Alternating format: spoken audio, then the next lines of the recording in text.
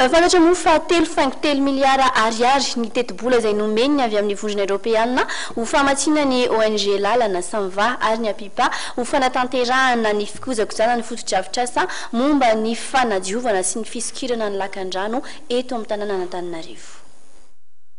Notanterahana androany tetsy amin'ny Hôtel de Ville ny fanaovan-tsiny tamin'ireo avy amin'ny Samva, APIPA, ONG lalana ary ny ambassadeur ny vondrona Europeana ho famatsiana vola mitetina 3,3 miliara ariary nitetika savonjy maika ho fanamafisana amin'ny fanadiovana ny tanàna Antananarivo sy ny lakan-drano mba hialana mitondra drano eny amin'ny faritra iva amin'izao fahavaratra izao.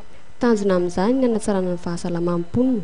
Anisan'ny mampitaraina amin'ny ponina ny rano miakatra eny Antananarivo, nambaran'ny ramatoa Olga samy manana PDS na Antananarivo fa noho ny fahateran'ireo fotodrafitrasa no anisan'ny mahatonga izany ka mila fanavaozana ireo fotodrafitrasa mba hialana amin'ny fiakaran'ny rano.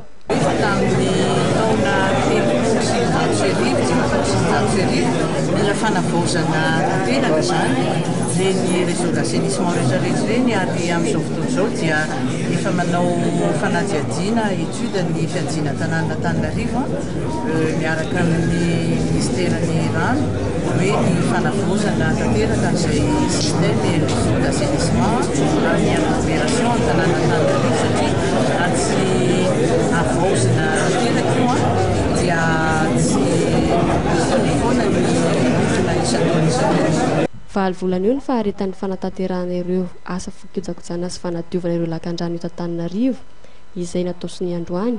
Amin'ny herinandro kosa ny fantatra fa hanomboka ny asa. Anisan'ny azo tombony ihany koa amin'ny fitetika asa ity ireo mponina eny an-toerana izay hanaovana izany satria dia isan'ny fanomezana asa azy ireo amin'ny alalan'ny asa tana maro. Raha ireo lakan-drano madinika eo anivon'ny Fokotany no tsinjarany Samva ao anatin'ny fitetika asa fikojakojana sy fanadiovana ny lakan-drano dia ireo lakan-drano lehibe kosa no aneto Antananarivo no andraikitry ny APIPA.